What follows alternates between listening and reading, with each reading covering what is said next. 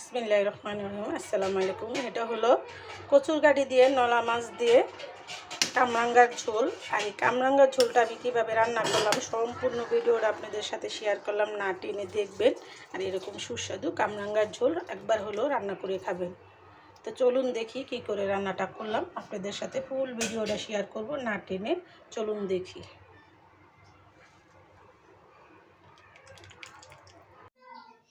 কামরাঙ্গা দিয়ে মাছের ঝোল রান্না করার জন্য এখানে নিয়েছি মাছ।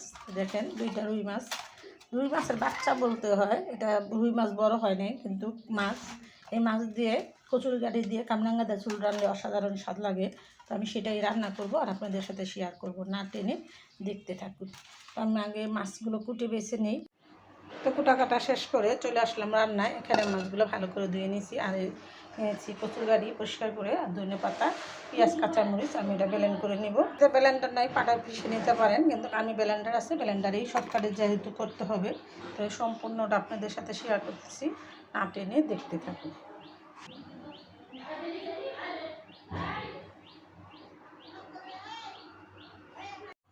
মাছগুলো আমি কিছুটা নুন হলুদ দিয়ে মেখে নিব।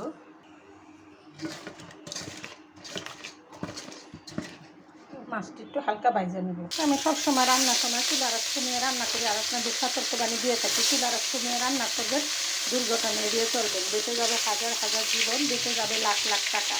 আমার এই সতর্কবাণী মেনে চলবেন, চুলা থেকে একটু দূরে সরে রান্না করবেন। আমি সচেতন, আর আপনাদের আমি সচেতনমূলক ভিডিওগুলো দেখাই। আপনারা আমার ভিডিওগুলো দেখে কিছু হলেও শিখতে পারবেন। সবসময় সাবধান থাকবেন, সাবধান থাকলে দুর্ঘটনা এড়ানো যায়। আমাদের আশেপাশে প্রতিদিন যত দুর্ঘটনা হইতেছে, তার জন্য আমরা প্রস্তুত থাকি না, কিন্তু যদি একটু সতর্ক হইতে পারি তাহলেই কিন্তু দুর্ঘটনা এড়ানো যায়। মাছগুলো আমার হালকা একটু বাজে হয়ে গেছে, বেশি বাজবো না করা করে।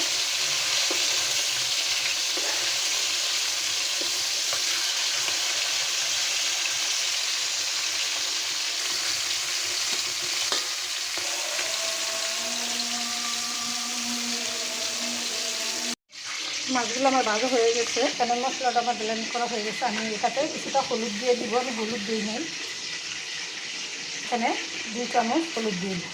আর এই নুন বলার কারণে আমি 10টা নেকি অর্জন করলাম। আপনারাও লবণ না বলে নুন বলার চেষ্টা করবেন। মশলাটা এখানে একটু পানিটা গুলিয়ে নিলাম। আমি পেঁয়াজটা সাথে দিয়ে দিচ্ছি ব্লেন্ড করে, আর তাহলে আমার পেঁয়াজটা বেরেস্তা করা লাগলো না। আমি এখানে মশলাটা দিলাম, আর আমি এখন কচুর গাঠিটাও দিয়ে দিব। কাঁচা মশলার ভিতরে এই কচুর গাঠিটা দিয়ে, এই পানিটা দিয়ে আমি কচুটা ভালো করে কষিয়ে নিব। কাঁচা মশলা দিয়েও যে তরকারিটা কষিয়ে রান্না করলে, আমি এটাতে কামরাঙ্গা দিব, তাই আমি এই কাঁচাটাই কষাই নিলাম। তো আপনারাও একবার হলে এরকম করে কষিয়ে রান্না করে খেয়ে দেখবেন। আমার এটা কিন্তু কষানো হয়ে গেছে, দেখেন আলুটাও সিদ্ধ হয়ে গেছে, কচুটা একদম নরম হয়ে গেছে। আমি এখন মাছগুলো দিয়ে দেব। আমি এটাতে এখন মাছ দেব।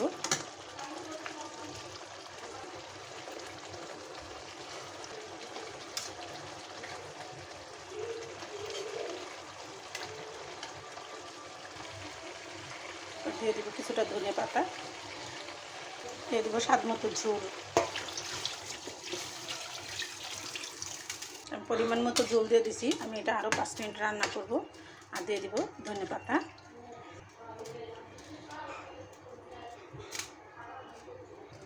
আমি এটা ঢেকে দেবো কিছুক্ষণের জন্য। তো তরকারিটা কিন্তু আমার এখানে হয়ে গেছে। আমি এটা সম্পূর্ণ কাঁচামরিচ দিয়ে রান্না করছি। তো আমি এখন কামরাঙ্গাগুলো দিয়ে দিব। কচু গাঠি দিয়ে কামরাঙ্গা দিয়ে রুই মাছের ঝোল খেতে কিন্তু অসাধারণ স্বাদ। আপনারা একবার হলো এরকম করে রান্না করে খেয়ে দেখবেন, আর নতুন নতুন ভিডিও পেতে সাথেই থাকবেন। তো আমি এখন কামরাঙ্গা দিয়ে দিব।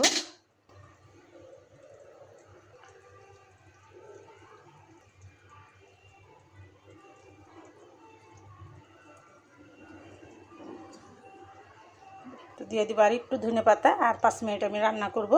আর আমার ভিডিওটা আপনাদের কেমন লাগলো আপনারা অবশ্যই কমেন্ট করে জানাবেন, আর নতুন নতুন ভিডিও পেতে সাথেই থাকবেন। তো আমার রান্নাটা এখানে কমপ্লিট। তো ভিডিওটা বড় না করে আমি এখানে রেখে দিলাম।